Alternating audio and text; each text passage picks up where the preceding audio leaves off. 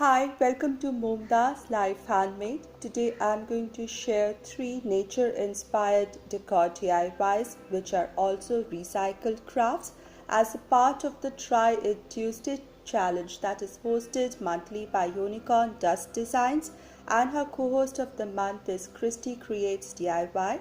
I'll put links to both her channels and to the playlist. For the first DIY, I wanted to make this garden fresh Shabby Chic luminary. For this, I took an empty bell jar, mason jar or jam jar after cleaning the labels and having it really clean and dry. I took an ordinary tissue paper, opened it flat and then crushed it really tight. I needed these wrinkles and marks to give more character to this project.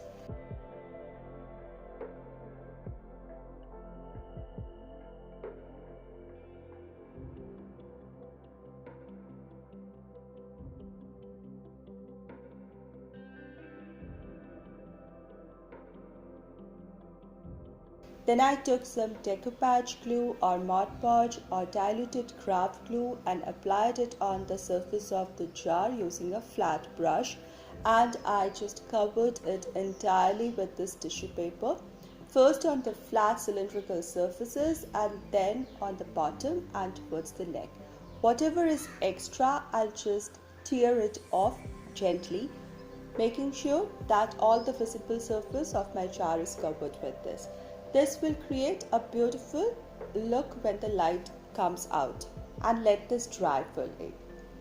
Now one can use stickers, otherwise one can just print out whatever you like and then cut them out close to the design and use them as stickers using some glue.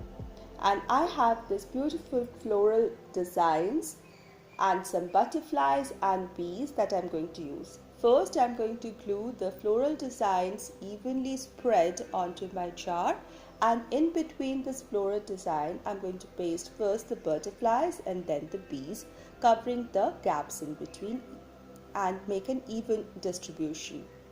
To finish it up, I took a vintage lace and I'm going to apply it or glue it on the neck of the jar. And my beautiful garden fresh boho and shabby chic luminary is ready. My today's DIYs are all inspired by DIYs and art from my dear friend Donna from the channel Creative by Nature. I really admire her craft work and she does beautiful nature inspired DIYs. So if you're new to her channel, make sure to visit her and let her know that I sent you. The link will be in my description box. For the second DIY, one can take a canvas or a wooden block or even a thermocol box. I'm going to paint the surface with a mango yellow color or a bright oranges, a sunny yellow color. And to give this color once dry contrast, I took a fabric which is in even weave, and therefore I can take the threads off easily. It's also a loose weave, so it's easier. One can use burlap also. Now as I pull the threads, it gives a little shabby edges which I really like than the sharp cut scissor edges. This fabric is slightly smaller than the surface of my canvas. I'm going to glue it flat on my canvas, and there's a contrast of yellow and green here, yet the colors are soft. Then I took these old thumbtack pins and I'm going to pin them on 4 corners of the fabric, holding it together with the canvas. Then I took some bronze color and I added a dab of little color on the thumbtacks, just giving it more vintage look. Again, like the first project, I'm using this butterfly print or butterfly sticker that I'm going to glue right in the center of this. And I have a beautiful nature inspired butterfly theme boho as well as shabby chic decor or sign ready. I have a very exciting announcement with lot of encouragement from all of you. I have decided to start a new channel which is called Relaxing Watercolor. This channel is about just painting in watercolors, and as you watch me paint, I can narrate you something simple story or poem, something that I made. I hope you'll enjoy your time watching these videos. These are not strict tutorials, but videos of watercolor painting for you to relax and enjoy. My first video in this channel is going to debut on Saturday. It is set as premiere. I'm really hoping that you will support my new channel even more than you supported this one. I'm really eagerly waiting for you. For the third DIY, I decided to make gnomes. My friend Donna loves gnomes and she makes them for every season and occasion. I took 2 empty jars in the same size, making sure that the top has a little conical shape. Then I took some fabric that I had at hand, knit fabric, cut-offs from sweaters, and these I'm going to wrap in the bottom to give them the dress of the gnomes.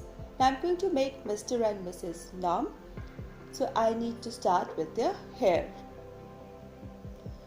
I'm doing all this in neutral colors so that one can change them for seasons or occasions and can suit any decor style. Now I'm using a mop head because they have this loosely spun yarn which can be used for crafting very easily. So I took small pieces, say about half the length of the bottle pieces, many of them, say about 15 or 10 of them, and then I used a tape to stick them together like a tassel and then brush it to make it bushy. So this is going to be the beard. So I'm going to tape close so that's to secure it, and then I'm going to tape the beard onto my Mr. Gnome.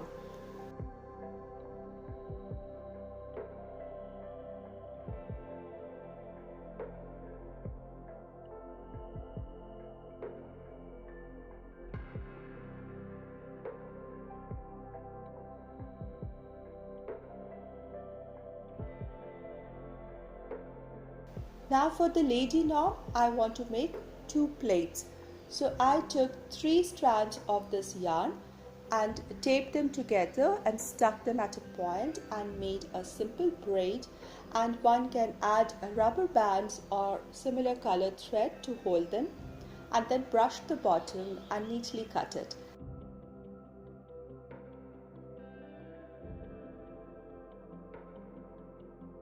Similarly, I have also cut the beard, trimmed it to the size required, and have 2 plaits ready. I close the tape on the top of the plate to secure all the yarn or the threads together. Then I'll tape them on the 2 sides of my lady gnome to form the plates. Next, I took some yellow cardstock paper and using some felted pens in orange and brown, I painted simple little hands, mittened hands, and I'm going to cut them out. There are 2 pairs, the bigger ones for the Mr. Gnome and the smaller roundish delicate mitten hands for Lady Gnome. And this I'm going to tape on 2 sides of the gnomes, making sure that the Mr. Gnome hands are hidden in between the beard and Mrs. Gnome hands are hidden, the blue point is hidden behind her plaits or hair. Now I took some plate fabric in neutral colors again, and this is of nearly a little less than the total length of the bottle. It's 1/4 of a circle shape and has a curved edge. This will help me wrap it around the upper half of the bottle to form the cap of the gnomes. I'm going to glue them there. Now to finish up the caps, I took some purry yarn which are in the colors of yellow, orange, red and black, very much fall colors, the summer moving to autumn shades, and I'm going to glue them on the rim of the caps, maybe 2 or 3 rounds of them. I have 2 pieces of foam. One can even use pom-pom balls for this, and this I'm going to glue to make the noses. They look pretty, but for the lady a little more decoration. So I'm going to glue some of these flowers onto her hat to make her look even more prettier. And I have my Mr. and Mrs. Nom ready, and they look so nice in their surrounding. Thank you so much everybody, and I hope you will visit me in my new channel as well.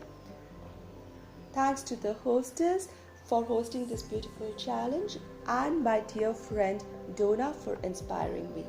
See you soon. Take care.